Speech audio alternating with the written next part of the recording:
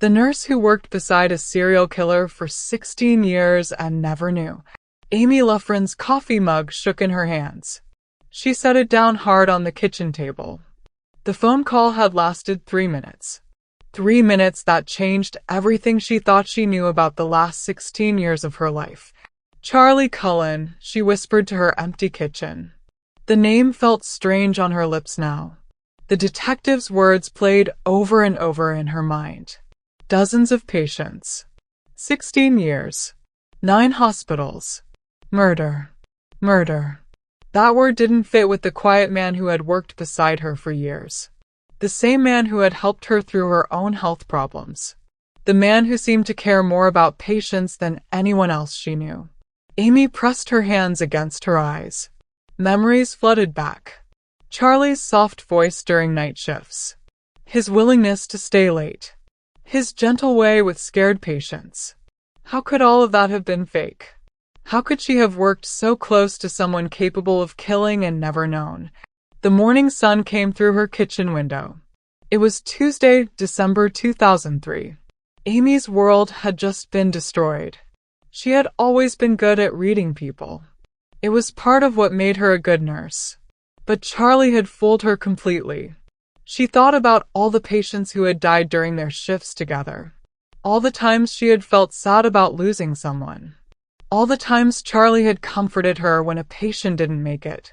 Had he been killing them the whole time? The detective had said Charlie confessed. That meant it was real. No mistake. No false accusation. Charlie Cullen, the man she had trusted and worked with, had been murdering patients for 16 years.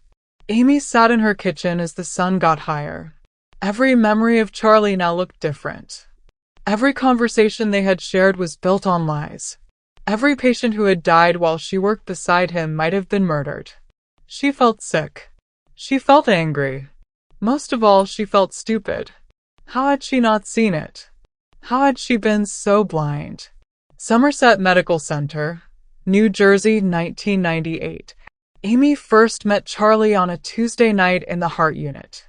He was the kind of person who blended into the background. Average height. Plain face. Soft voice that made you lean in to hear him. He looked tired, but most night nurses look tired. "I'm Charlie," he said, shaking her hand. His hand felt cold even though the unit was warm. "I just moved here from the ICU." Amy had worked at Somerset for 3 years. She knew how to spot a good nurse. Charlie seemed to have all the right qualities. He was careful with his work. He seemed to really care about his patients. In those first weeks, she watched him spend extra time with old patients. He would talk softly to them even when they couldn't talk back. He adjusted their pillows. He checked their IVs twice. He always seemed to be there when a patient was struggling. "He's really good," Amy told her boss after Charlie's first month. "The kind of nurse you want on your team." Now Amy realized that Charlie's goodness had been the perfect disguise. Who would suspect someone who volunteered for the hardest cases? Someone who stayed late to comfort families? Someone who seemed to care so much about helping people feel better? But that care had been fake. It had been a mask hiding something evil. The heart unit was a place where people died often. Patients came in very sick. Even with everyone trying their best, some didn't make it. That was just how hospitals worked. Every nurse knew that weight. When patients died during Charlie's shifts, it seemed sad but normal. The unit had lots of critical cases. Charlie often worked with the sickest patients. "We lost Mr. Henderson," Charlie would say quietly, his voice sounding truly sad. "I was with him when he died. He wasn't hurting." Amy had found comfort in those words. She thought Charlie's presence had given peace to dying patients. The idea that he might have caused their deaths made her stomach turn. Charlie was good at his job. He knew about medicines before shortages were announced. He was always ready to help with insulin shots, even for patients who weren't his. He would have long talks about suffering and mercy during quiet night shifts. "Sometimes I think we keep people alive too long," he said one night in the break room. "All that pain, all that struggle. Is it really kind? At the time, Amy thought he was just tired from seeing too much suffering. All healthcare workers thought about these things. When was treatment helping? When was it causing more harm? It was normal to think about these hard questions.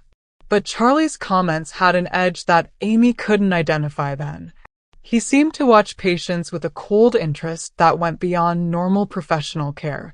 She had caught him standing in doorways, watching patients who weren't his to care for. His face was always blank during these moments. "Charlie cares too much," she told her husband one evening. "I'm worried he's going to burn out." Now that comment felt like a knife in her chest. Charlie hadn't been caring too much. He had been feeding on the power over life and death that his job gave him. Every patient who died under his care had been a victim.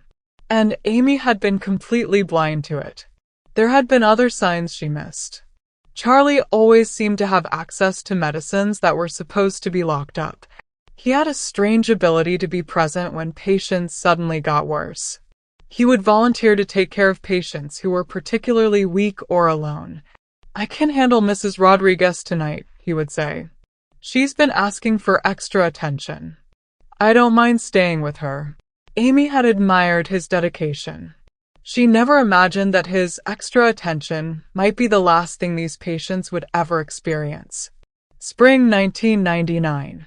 By spring 1999, Amy started noticing small things about Charlie that didn't add up. He seemed to know about medicine shortages before they were announced.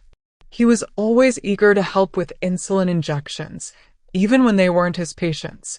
And there were those late-night conversations where he would get philosophical about suffering and mercy. The heart unit had its share of deaths. It was expected. But Amy started to notice that more patients seemed to die during Charlie's shifts. Not enough to be obvious, but enough to make her wonder sometimes. "We had another rough night," Charlie would say after a shift where 2 patients had died. "Mrs. Peterson went peacefully, though. And Mr. Davis didn't suffer at the end." Amy would nod and feel grateful that Charlie had been there to comfort these patients in their final moments. She never questioned why so many patients seemed to die when Charlie was working. Charlie also seemed to have access to medications that other nurses had to get from the pharmacy.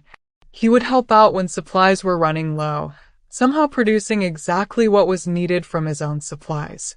"Where did you get that?" Amy asked one night when Charlie provided insulin for a patient whose blood sugar was dangerously high. "I always keep some extra," Charlie said. "You never know when you might need it in an emergency." At the time, this seemed like good planning. Charlie was always prepared. He thought ahead. He cared about being ready to help patients when they needed it most. But now Amy realized that Charlie's preparedness was actually him stealing medicines to use in his murders. He was stockpiling the tools he needed to kill patients. And she had admired him for it. There were other things too. Charlie seemed to know which patients were most vulnerable. He would volunteer to take care of patients who didn't have many visitors. Patients whose families lived far away. Patients who were confused or couldn't speak for themselves. "I'll take Mr. Williams tonight," Charlie would say about a patient with dementia. "He gets agitated with new people. I think he's more comfortable with me." Amy had thought Charlie was being kind. She believed he had developed special relationships with these patients. She never considered that he was targeting them because they were easy victims. Charlie also had a way of being present during medical emergencies. When a patient suddenly got worse, Charlie would appear quickly, often before the alarm even went off. He would help with CPR efforts. He would comfort family members. He would stay late to help with paperwork. "How did you know Mrs. Foster was in trouble?"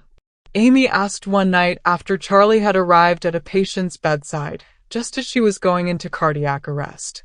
"I was walking by and heard her breathing change," Charlie said. "I've learned to pick up on those subtle signs."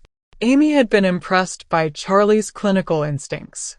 She thought he had developed an almost supernatural ability to sense when patients were declining. She never imagined that he knew because he had caused the decline himself. 2002. When Somerset Medical Center started asking questions about unusual death rates, Charlie decided to leave. Amy was dealing with her own health problems at the time. She had a heart condition that required surgery and ongoing treatment.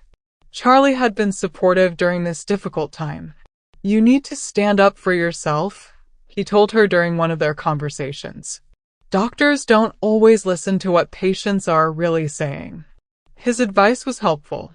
Amy appreciated having someone who understood the medical world help her through her own crisis. When Charlie mentioned he was leaving Somerset, Amy felt sad. He had been one of the few coworkers who had shown real concern for her health. "I'm going to miss working with you," she said. "Maybe you should think about coming to Liberty too," Charlie suggested. "They need good nurses. The work is different. Less stress. More personal care." Amy was interested. The idea of working in a long-term care facility appealed to her. She could build relationships with patients over time. She could provide comprehensive care instead of just acute treatment. When a position opened at Liberty, she decided to make the move. Working with Charlie at Liberty was different from Somerset.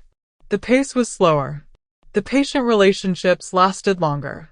Charlie seemed to love the environment. He appeared to develop real connections with residents. He would spend time talking to patients with dementia. He would read to those who couldn't see well. He always seemed to know exactly what each patient needed. "Charlie has a real gift," the facility director said during one of Amy's performance reviews. "The residents love him. Their families trust him completely." Amy agreed completely. Charlie seemed to have found his calling in long-term care. His patient, gentle manner was perfect for the work. She had no idea that he was systematically killing the very people he appeared to care for so deeply. At Liberty, Charlie's methods became more refined. He learned the routines of the facility. He understood which patients were most vulnerable. He knew when staff members would be busy with other duties. He used his knowledge of the residents' medical conditions to choose methods that would look natural. Mr. Thompson had another episode last night. Charlie would report during shift changes. His blood sugar dropped suddenly. "I was able to get it back up, but he was pretty shaky for a while." Amy never questioned these reports. Diabetic patients did have episodes where their blood sugar dropped. It was a normal part of their condition. She was grateful that Charlie was so attentive and skilled at managing these emergencies. But now she realized that Charlie was probably causing these episodes by giving patients extra insulin. He was creating the very emergencies he pretended to manage. And when patients died from these episodes, it looked like their diabetes had simply gotten worse. 2002 to 2003. During their time at Liberty, Amy and Charlie developed what she thought was a real friendship. They would talk during breaks about their lives outside work. They shared stories about their struggles with the healthcare system. They talked about their commitment to patient care. Charlie told her about his divorce. He talked about his difficulties with his ex-wife. He shared his ongoing battle with depression. Amy felt like she was getting to know the real Charlie, the person behind the professional nurse. "I understand why you're drawn to this work," Amy said one evening as they sat in the facility's small garden with some residents. "You have such a way with people. They trust you right away." Charlie smiled. It was one of his rare, seemingly genuine smiles. "I just try to be present with them. So many people in healthcare are rushing around, focused on tasks. But sometimes what people need most is just someone who will sit with them." Amy found his philosophy beautiful. She tried to incorporate more of that presence into her own practice. She would spend extra time with residents. She would listen to their stories. She would hold their hands when they were scared or sad. In a way, Charlie had influenced her to become a more compassionate nurse. The betrayal she felt now was almost unbearable. Every conversation they had shared was built on lies. While she had been learning to be more present and caring, Charlie had been using that same presence to identify and isolate his victims. There were late-night conversations where Charlie had shared what seemed like real vulnerability. He talked about feeling disconnected from the world. He talked about struggling to find meaning in his life. Amy thought she was helping a colleague work through depression and life crisis. "Sometimes I feel like I'm just going through the motions," he confided one night. "Like I'm watching life happen from the outside." Amy had encouraged him to get counseling. She offered to help him find resources for mental health support. She saw his struggles as proof that he was human, evidence that he cared deeply about the weight of their work. Now she wondered if what she had thought was empathy had actually been something much more disturbing. Maybe she had been looking into the mind of someone who saw other people as objects instead of fellow human beings. Charlie also shared stories about his childhood. He talked about feeling different from other kids. He described a sense of emptiness that had followed him through life. Amy had felt sorry for him. She thought these conversations were helping him heal from past trauma. "You're not alone," she would tell him. "Everyone feels disconnected sometimes. It's part of being human." But maybe Charlie's disconnection was different. Maybe it was the absence of normal human empathy that allowed him to kill without remorse. Maybe she had been talking to a predator who was studying her reactions to perfect his act. The residents at Liberty seemed to love Charlie. They would light up when he entered their rooms. They would ask for him specifically when they were having problems. Their families would thank him for his special care.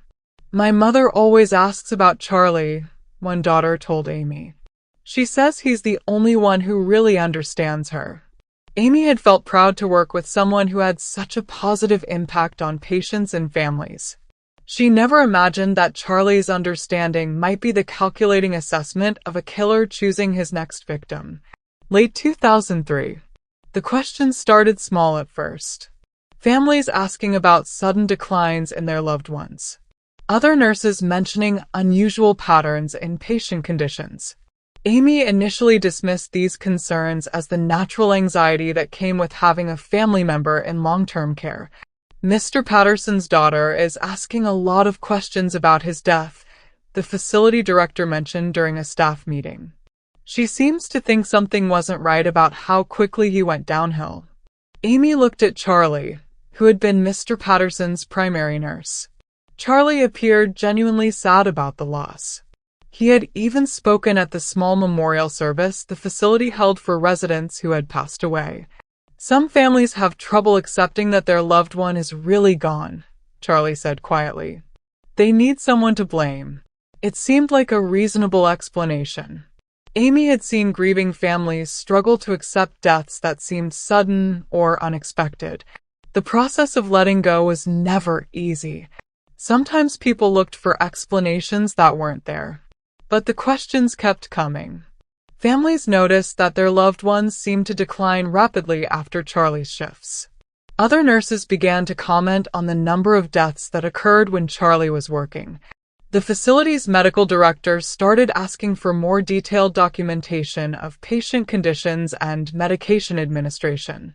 "There's probably nothing to it," Amy told her husband. "But the administration is being extra careful. You know how liability works in healthcare." Even as she said it, part of Amy began to wonder. Not about Charlie specifically, but about whether there might be something systematic going on. Maybe a contaminated medication supply. Maybe an environmental factor. Maybe some kind of infection that wasn't being properly tracked. The idea that Charlie might be deliberately harming patients never crossed her mind. He was too gentle, too caring, too invested in the well-being of the residents. When investigators from the state health department arrived at Liberty, Amy assumed they were following up on routine compliance issues. But the investigators weren't there for routine compliance. They were there because someone had noticed a pattern. Too many deaths. Too many deaths during Charlie's shifts. Too many deaths that seemed to happen just a little too suddenly.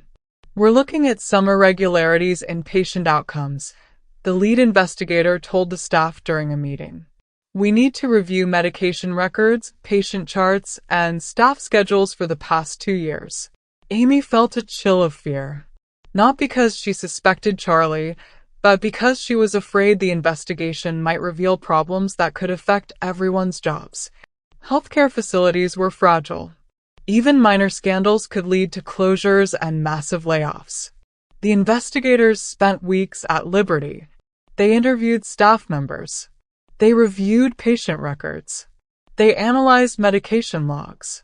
They created timelines and charts and graphs showing when patients had died and who had been on duty. Amy participated in several interviews. The investigators asked about her observations of patient care. They asked about medication procedures. They asked about Charlie's work habits and patient interactions. "Has Mr. Cullen ever done anything that seemed unusual to you?" one investigator asked. Amy thought carefully before answering. "He's very dedicated," she said. "He spends a lot of time with patients. He's always willing to help with extra work." The investigator made notes. "Has he ever had access to medications that weren't assigned to his patients?" Amy paused.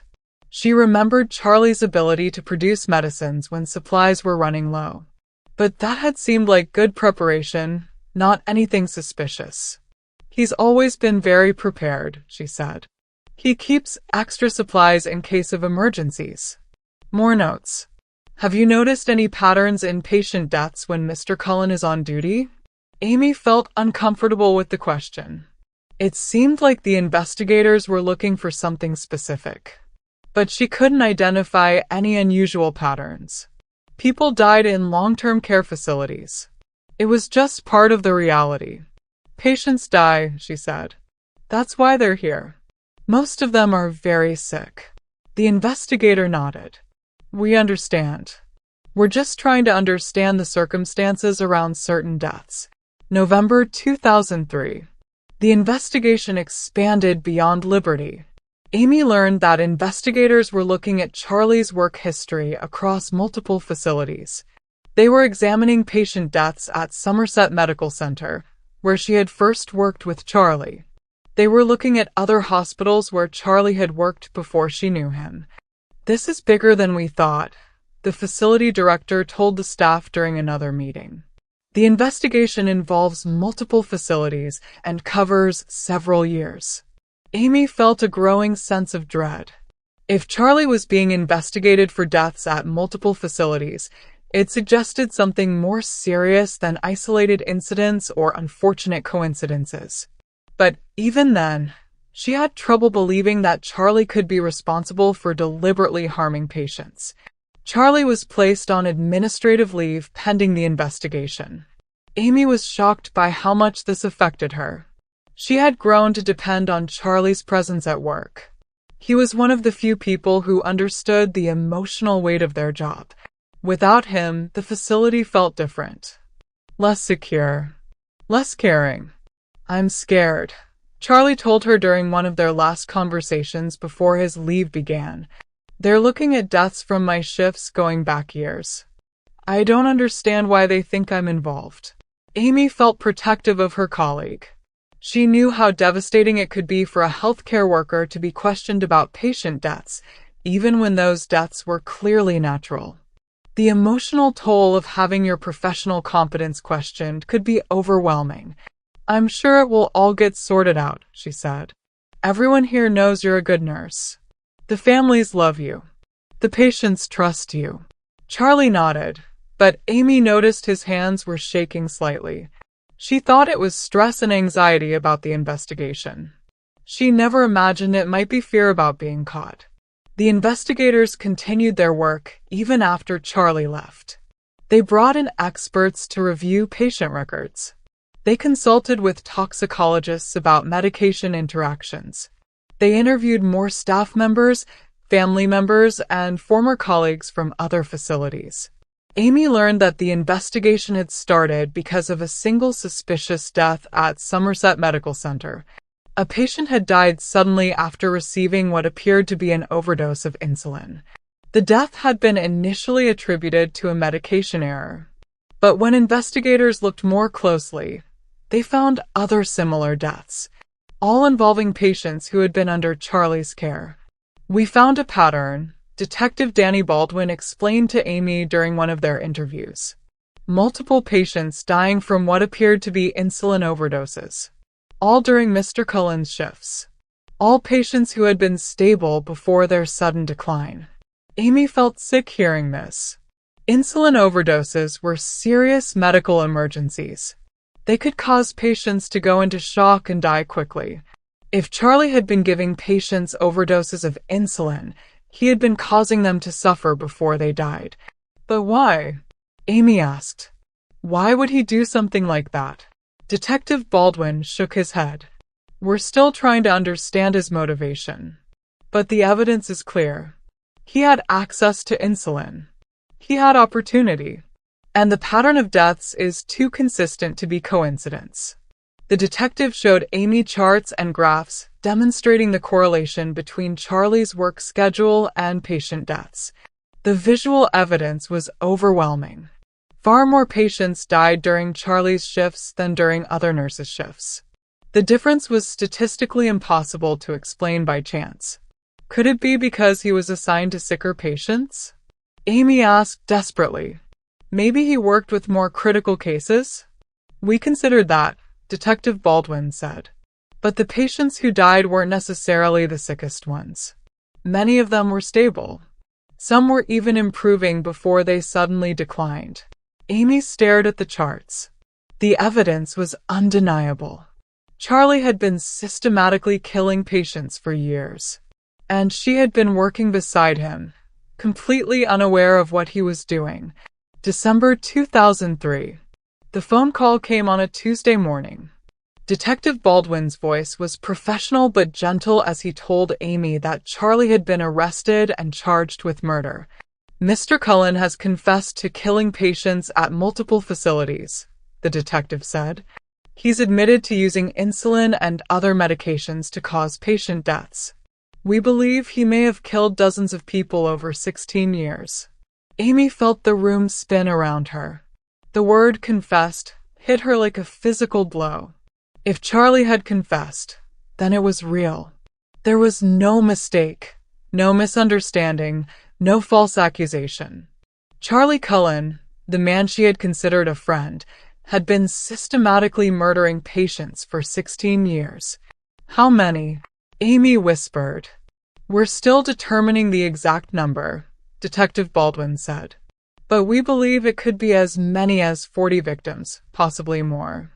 He worked at 9 different facilities across New Jersey and Pennsylvania. 40 victims. Maybe more. Amy thought about all the patients she had cared for alongside Charlie. All the deaths she had mourned with him. All the families she had comforted while Charlie stood beside her, knowing he had caused their loss. We need to ask you some more questions, the detective continued. About your observations of Mr. Cullen's behavior. About specific patients who died while you were working together. About anything that might help us understand the full scope of his crimes. Amy agreed to cooperate, but she could barely process what she was hearing. Charlie had confessed to murder. Multiple murders. Dozens of murders. The quiet, caring nurse she had worked with for years was actually a serial killer. After hanging up the phone, Amy sat in her kitchen trying to make sense of what she had learned. Every memory of Charlie took on a sinister new meaning. His gentle bedside manner had been a performance. His willingness to work with the sickest patients had been opportunity-seeking. His philosophical conversations about suffering and mercy had been the rationalizations of a killer. She thought about specific patients whose deaths she remembered. Mrs. Rodriguez, who had asked for extra attention from Charlie. Mr. Patterson, whose daughter had asked so many questions. Mr. Henderson, who Charlie said had died peacefully in his presence. How many others had there been? How many people had died at Charlie's hands while Amy worked beside him, completely unaware? The guilt was overwhelming. Amy felt responsible for every death that had occurred while she worked with Charlie. She felt like she should have known. She should have seen the signs. She should have protected those patients. But what signs? Charlie had been the model nurse. Professional, caring, dedicated. He had fooled everyone. Supervisors, administrators, fellow nurses, families. If trained investigators with access to records and statistics had needed years to identify the pattern, how could she have been expected to see it? Still, the guilt remained. Every conversation they had shared felt like a betrayal. Every moment of friendship now seemed like collaboration with evil. Amy had liked Charlie. She had trusted him. She had recommended him to other facilities. She had defended him when questions arose. December 2003 to January 2004. As more details emerged about Charlie's crimes, Amy began to understand the full scope of his evil. He had been killing patients almost from the beginning of his nursing career. The 16 years they had been colleagues represented only a portion of his total killing spree. Detective Baldwin shared some of the details about Charlie's methods. He had used insulin to cause fatal blood sugar crashes in diabetic patients. He had given overdoses of heart medications to patients with cardiac conditions. He had used his medical knowledge to kill patients in ways that could appear natural, especially in populations where death was not uncommon. He was very careful, Detective Baldwin explained. He chose victims who were already sick. He used methods that could be blamed on their existing conditions. He varied his approach enough to avoid obvious patterns. Amy felt sick hearing these clinical descriptions of Charlie's murders. The precision of his crimes was somehow more disturbing than random violence. This had been methodical, sustained, and utterly cold-blooded. Charlie had also been strategic about his career moves. When questions arose at one facility, he would simply move to another. His record would follow him, but the questions and concerns rarely did. Healthcare facilities were reluctant to share negative information about former employees because of liability concerns. He was able to start fresh at each new job, Detective Baldwin said. New supervisors, new colleagues, new patients. No one knew about the suspicions from his previous positions. Amy realized that she had been part of this system of concealment. When Charlie had moved from Somerset to Liberty, she had given him positive references. She had helped him get hired at the facility where he would continue killing patients. Her recommendation had enabled him to continue his crimes. The investigators also revealed that Charlie had been stealing medications throughout his career.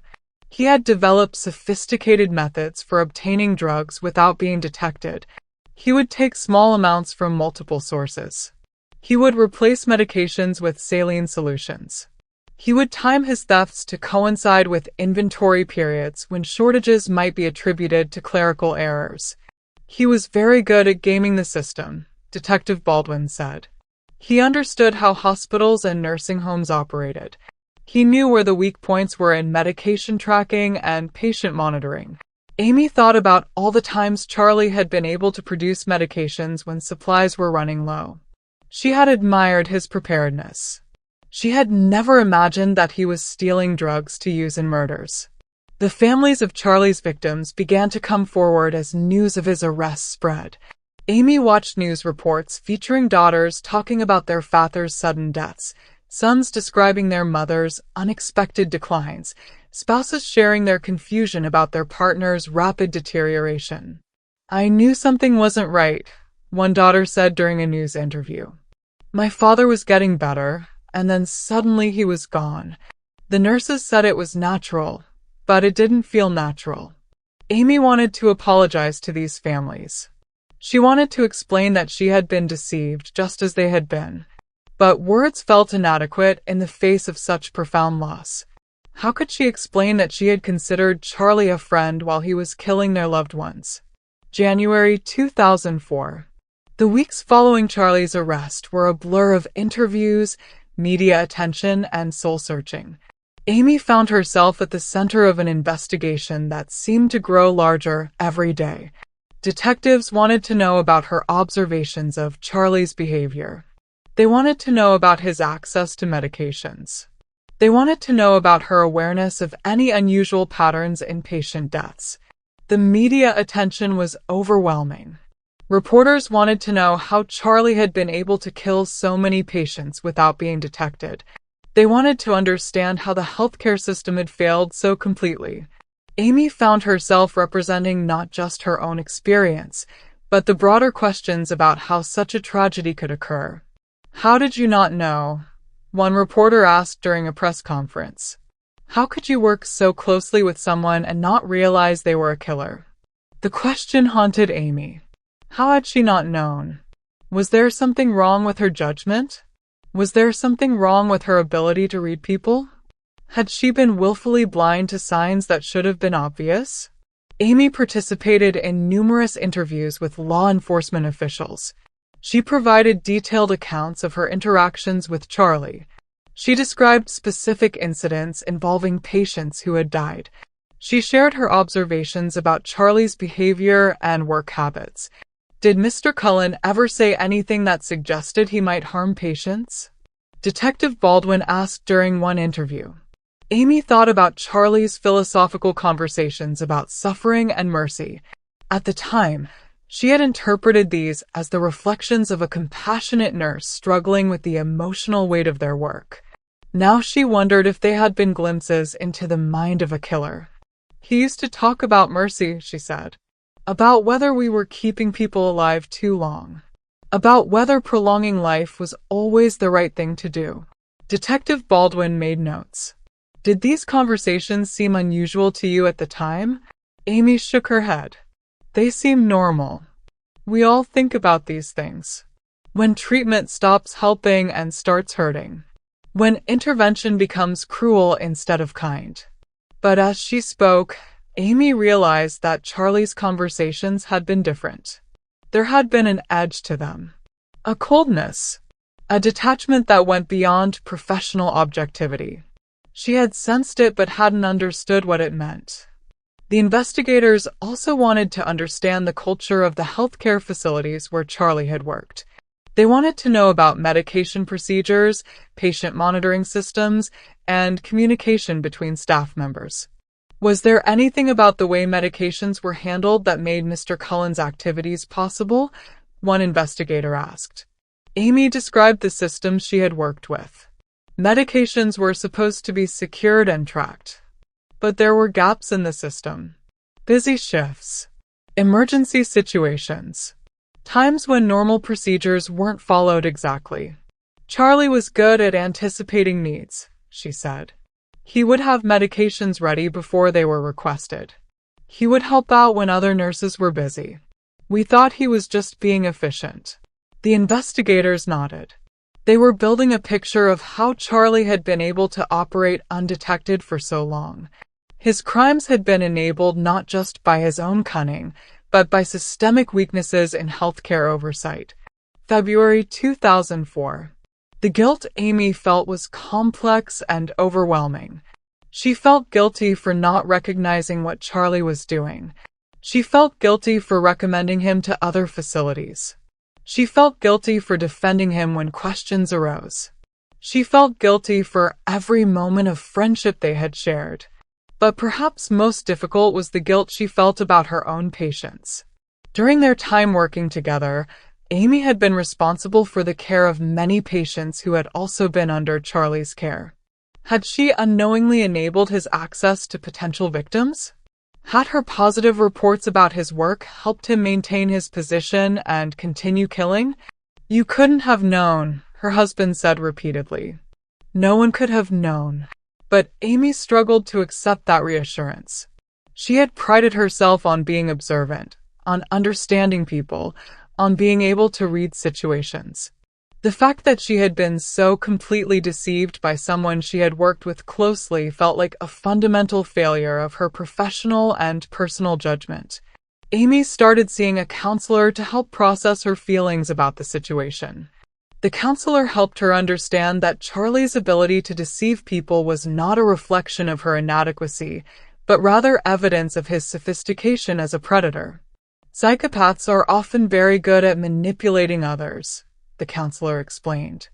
"They study normal human behavior and learn to mimic it. They become expert at presenting themselves as trustworthy and caring."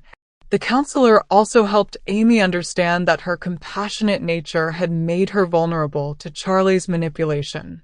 Her willingness to see the best in people, to give colleagues the benefit of the doubt, had been exploited by someone who had no conscience. "Your empathy is not a weakness," the counselor said. "It's what makes you good at your job. You can't let one person's evil destroy your ability to trust and care for others." Amy gradually began to accept that she had been a victim of Charlie's deception just as much as the patients he had killed. She had been manipulated and used. Her genuine care for patients had been exploited to provide cover for his crimes. The healing process was slow and difficult. Amy had to reconstruct her understanding of her profession, her judgment, and her ability to trust colleagues. She had to learn to balance caution with compassion, vigilance with empathy. She also had to deal with the ongoing media attention and public scrutiny. Some people blamed healthcare workers for not detecting Charlie's crimes earlier. Others questioned whether there might be other killers working in hospitals and nursing homes. "How do we know there aren't others like him?" one reporter asked during an interview. Amy couldn't answer that question. She realized that Charlie's crimes had exposed fundamental vulnerabilities in the healthcare system. If one person could kill so many patients over so many years without being detected, what did that say about the safety of all patients? 2004 to 2005. Charlie's case led to significant changes in healthcare oversight and patient safety procedures. Amy participated in several committees and task forces examining how to prevent similar tragedies in the future. The changes included better communication between healthcare facilities about former employees. New systems were implemented to track unusual patterns in patient deaths. Medication storage and monitoring procedures were enhanced. Background checking processes were expanded and improved. "We can't let this happen again," Amy told one committee. "We have to be willing to ask difficult questions, even when they involve colleagues we like and trust." But Amy also worried about the impact of these changes on healthcare relationships. The collaborative, trusting environment that effective healthcare required could be damaged by too much suspicion and surveillance. "We need to find a balance," she said during one meeting. "We need to be vigilant without becoming paranoid. We need to protect patients without destroying the trust that makes healing possible." The committees struggled with these challenges. How do you create systems that can detect predators like Charlie without creating an atmosphere of suspicion that undermines therapeutic relationships? How do you protect vulnerable patients without making healthcare workers feel like they're under constant surveillance? Amy shared her story at conferences and meetings, helping other healthcare workers understand the warning signs they should watch for. She emphasized the importance of reporting concerns, even when they involved popular colleagues. "I liked Charlie," she would tell audiences. "I trusted him. I thought he was a good nurse. But my personal feelings about him shouldn't have mattered more than patient safety." She also talked about the importance of systematic oversight. Individual vigilance wasn't enough. Healthcare systems needed robust procedures for tracking patient outcomes, monitoring medication use, and sharing information between facilities. "One person can't catch everything," Amy would explain. "We need systems that can identify patterns that individual workers might miss." The healthcare industry slowly began implementing these changes. Some facilities installed new medication tracking systems that used barcodes and electronic records. Others created committees to review unusual patient deaths. Many began requiring more detailed background checks for new employees. But change was slow and expensive. Many facilities, especially smaller ones, struggled to afford new technology and procedures. Some healthcare workers resisted the changes, feeling that they were being treated like potential criminals. "We're not all killers," one nurse complained during a meeting. "Why should we all be punished for what one person did?" Amy understood the frustration. The new procedures were burdensome and sometimes interfered with patient care, but she also knew that the alternative was unacceptable. "We're not being punished," she would respond. "We're being protected. These systems protect patients, but they also protect us." They help ensure that no one can use our profession to harm people. 2004 to 2005. Charlie's trial was a media circus that brought unwanted attention to everyone who had worked with him. Amy testified about her observations of his behavior, her knowledge of his access to medications, and her shock at learning about his crimes. The prosecution used her testimony to show how Charlie had been able to operate undetected. They wanted the jury to understand that he had fooled experienced healthcare professionals who worked closely with him. "Did you ever suspect that Mr. Cullen was harming patients?" the prosecutor asked. "Never," Amy replied. "He seemed like one of the most caring nurses I had ever worked with. He spent extra time with patients. He volunteered for difficult cases. He appeared to genuinely care about reducing suffering." The defense attorney tried to suggest that the deaths could have been natural or the result of systematic healthcare failures. They argued that Charlie was being blamed for deaths that might have had other causes. "Isn't it true that many patients in these facilities were very sick?" the defense attorney asked Amy. "Yes, but that doesn't explain the pattern," Amy responded. "Far more patients died during Charlie's shifts than during other nurses' shifts. The statistical difference was impossible to explain by chance." Sitting in the courtroom, Amy studied Charlie's face, looking for some sign of the evil she now knew he possessed. But he looked the same as always, quiet, unremarkable, almost fragile. The stress of the trial had made him appear more sympathetic, not less. The disconnect between Charlie's ordinary appearance and the magnitude of his crimes was deeply disturbing. Evil didn't always look like the monsters of movies and books. Sometimes it looked like a tired nurse who seemed to care about his patients. The families of Charlie's victims filled the courtroom every day. They wanted justice for their loved ones. They wanted answers about how such crimes could have been prevented. Amy felt their pain deeply, knowing that she had been part of the system that had failed to protect their family members. During her testimony, Amy made eye contact with some of the family members. She saw anger in their faces, but also understanding. They seemed to recognize that she had been deceived, just as they had been. "I'm sorry," she said during a break in the proceedings, approaching one of the daughters whose father had died under Charlie's care. "I'm sorry I didn't see what he was doing. I'm sorry I couldn't protect your father." The woman looked at Amy for a long moment before responding. "You were fooled too?" she said finally. "He fooled everyone. What matters now is making sure it never happens again." When Charlie eventually pleaded guilty to multiple murders and was sentenced to life in prison, Amy felt a mixture of relief and continued anguish. Justice had been served, but the victims were still gone. The questions about how to prevent such tragedies remained unanswered. Amy watched Charlie as the judge read his sentence.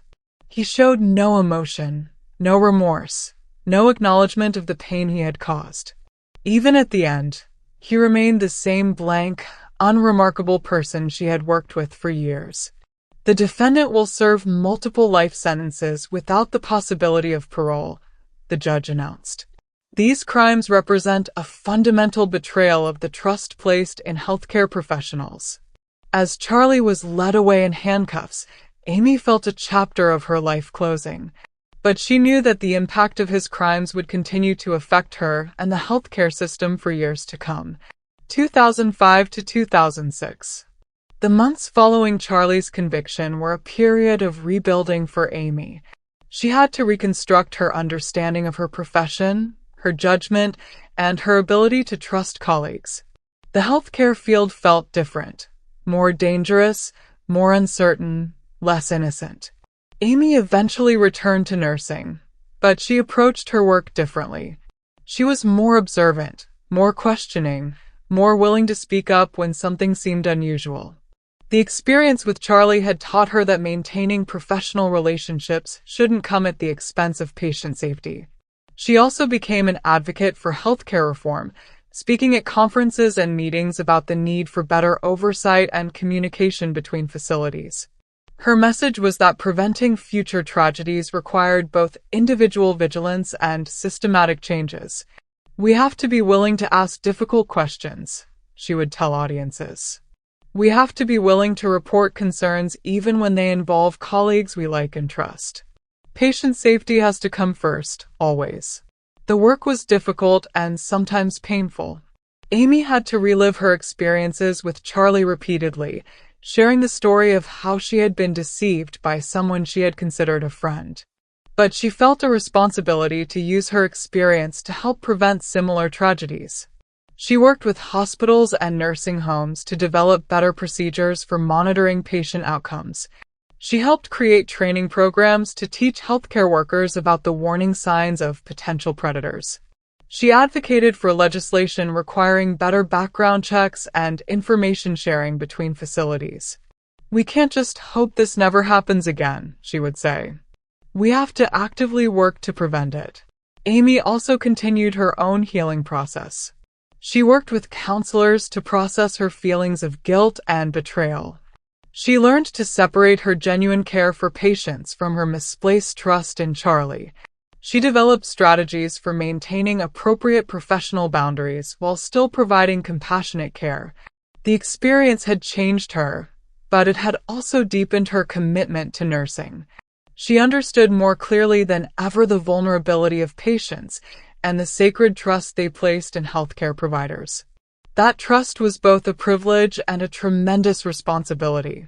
2006 to 2007. As time passed, Amy made efforts to honor the memory of Charlie's victims. She attended memorial services for some of the patients she had known. She reached out to their families, offering her condolences and sharing positive memories of their loved ones. "Your father was a kind man," she told one daughter. "He would talk about his grandchildren every day. He was so proud of them." These conversations were difficult but important. Amy wanted the families to know that their loved ones had been more than just victims. They had been people with stories, with relationships, with dignity that Charlie had stolen from them. She also worked with victim advocacy groups to ensure that the families received support and resources.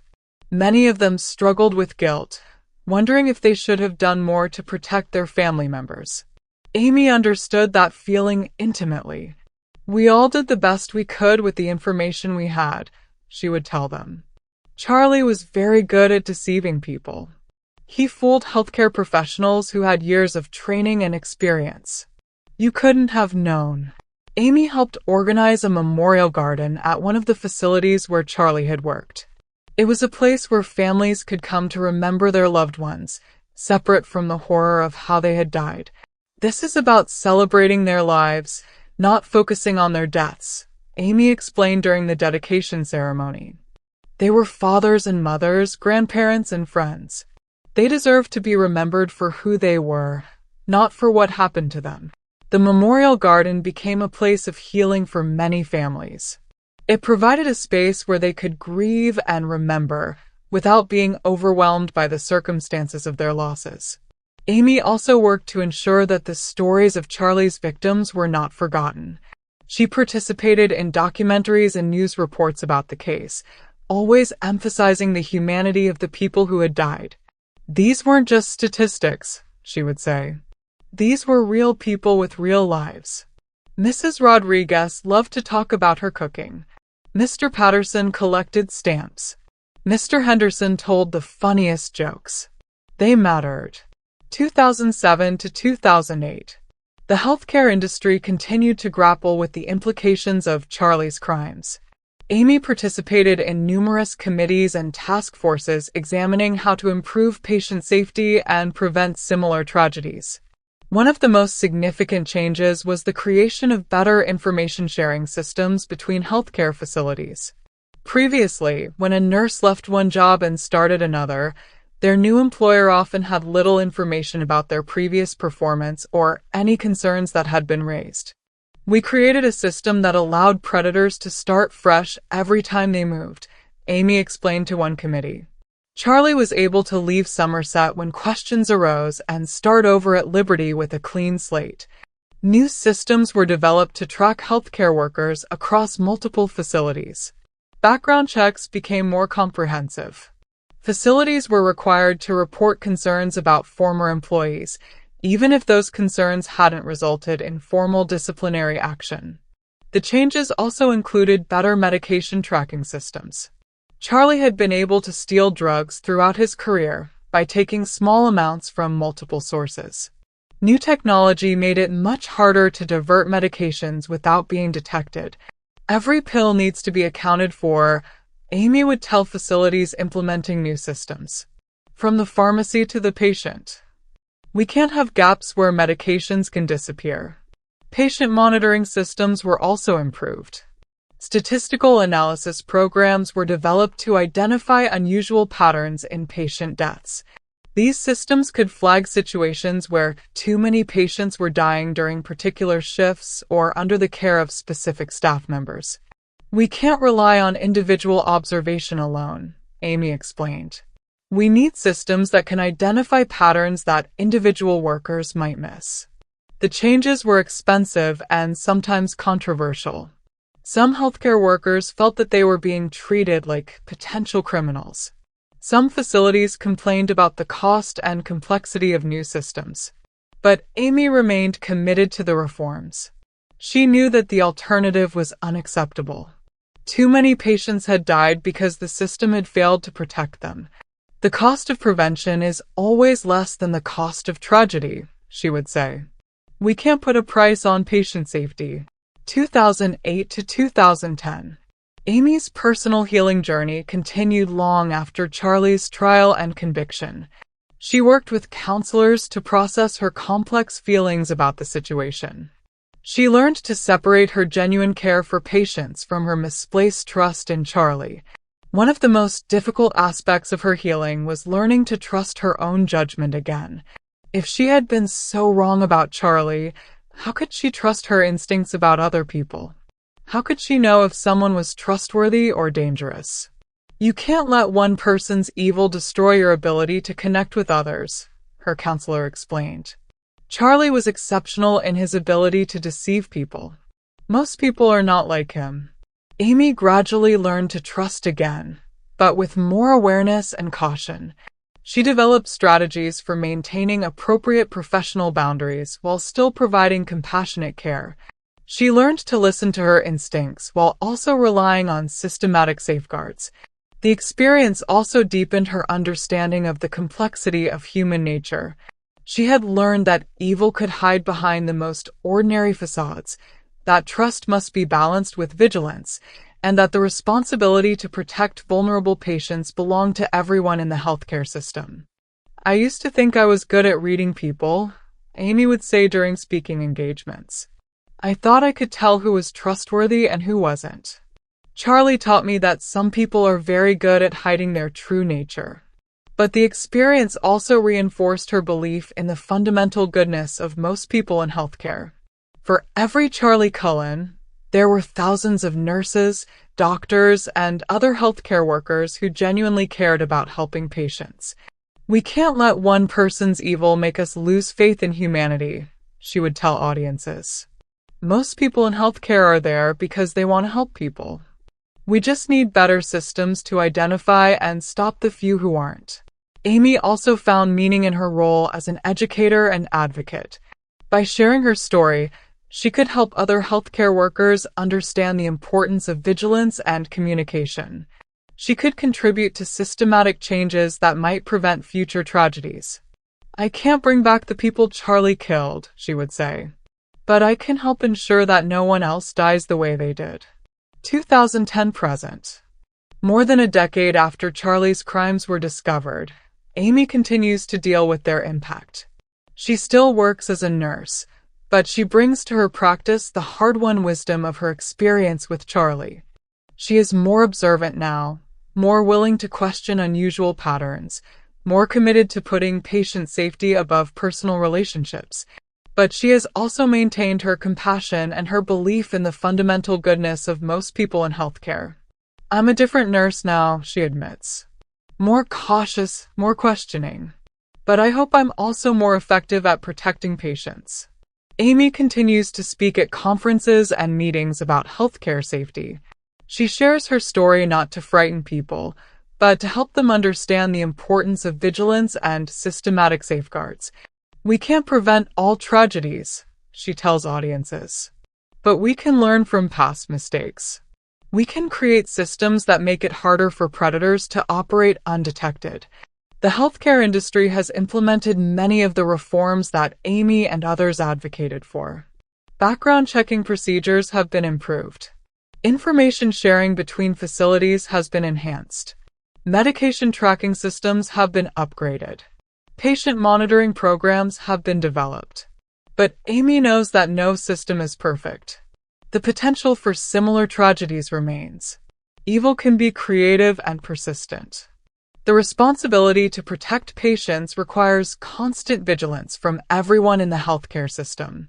We can't assume that the reforms we've made are enough, she says. We have to keep improving, keep learning, keep adapting to new threats. Amy also continues to work with victim advocacy groups, helping families affected by healthcare crimes. She understands their pain and confusion in ways that few others can. The betrayal of trust is almost as painful as the loss itself, she explains. When someone you trusted to heal hurts instead, it shakes your faith in everything. But Amy also helps these families understand that healing is possible, that trust can be rebuilt, that the actions of one evil person don't negate the good that most healthcare workers do every day. Don't let Charlie's evil destroy your faith in healthcare, she tells them. Most nurses, most doctors, most healthcare workers are good people who genuinely want to help. Epilogue: the questions that remain. Today, more than 20 years after Charlie Cullen's crimes were discovered, Amy Loughren continues to grapple with the questions his case raised. How do we balance trust with vigilance in healthcare? How do we identify potential threats without creating an atmosphere of suspicion that undermines therapeutic relationships? How do we ensure that the systems designed to protect patients actually work? The case led to significant changes in healthcare oversight. Better communication between facilities, improved medication tracking, enhanced background checking procedures, statistical monitoring of patient outcomes. These reforms have made it harder for predators like Charlie to operate undetected. But Amy knows that no system is perfect. Evil can be creative and persistent. The responsibility to protect vulnerable patients requires constant vigilance from everyone in the healthcare system. We've made progress, she says, but we can't become complacent. We have to keep improving, keep learning, keep adapting. Amy continues to work as a nurse, bringing to her practice the hard-won wisdom of her experience with Charlie.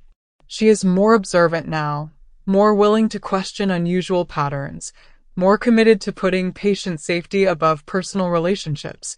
But she has also maintained her compassion and her belief in the fundamental goodness of most people in healthcare. She understands that the vast majority of nurses, doctors, and other healthcare workers are genuinely committed to helping patients. We can't let one person's evil destroy our faith in humanity, she says. Most people in healthcare are there because they want to help people. We just need better systems to identify and stop the few who aren't.